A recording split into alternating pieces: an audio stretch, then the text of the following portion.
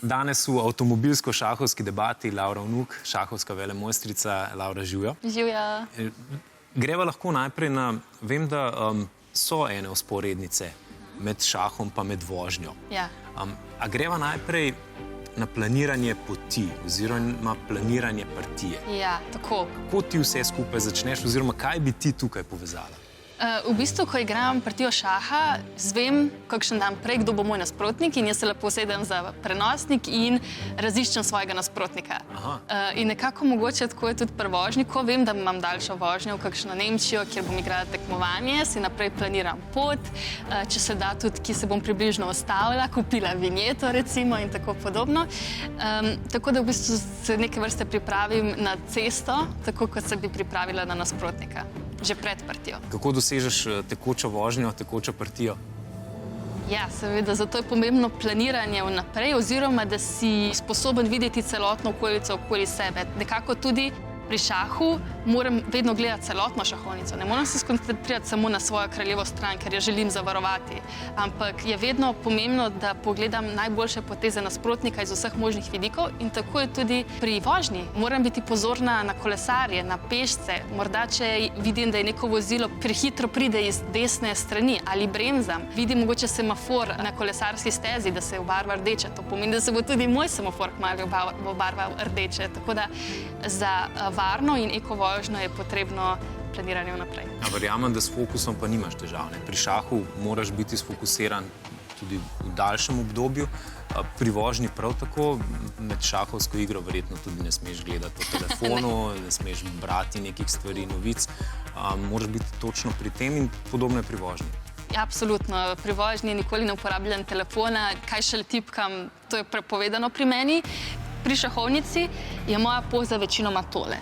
Tudi zato, da me nasprotnik ne prebere, se nekako, pa tudi, da si lažje ohranjam fokus, si ga naredim takole, da me ne moti, recimo, sprehaja se tam en velemojster, zakaj se tam sprehaja, a to pomeni, da ima dobro pozicijo.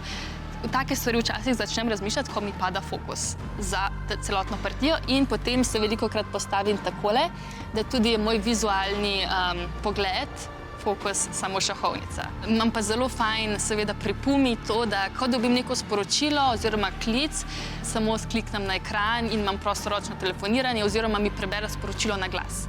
In potem me tudi vpraša, če želim nekaj odgovoriti in mu lahko odgovorim, brez da kaj tipkam. Se pravi, samo z glasovnim sporočilom.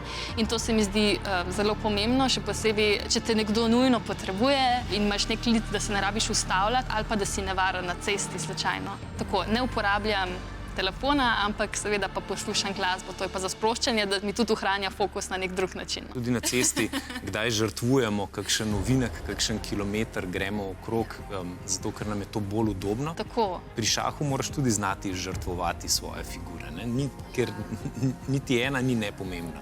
Ne samo, da žrtvuješ kdaj kakšno figuro, žrtvuješ tudi kakšno dobro polje ali pa svojo aktivnost. Samo zato, da boš ti lahko na dolgi rok imel nekaj več od tega, seveda to moraš vnaprej predvidevati. In ja, seveda na cesti včasih žrtvujem krajšo pot, zato da se mogoče zapeljem po kakšni lepši poti z lepšim razgledom, mogoče kakšnim jezerom ob strani, zato ker me to enostavno sprošča in mi to veliko pomeni.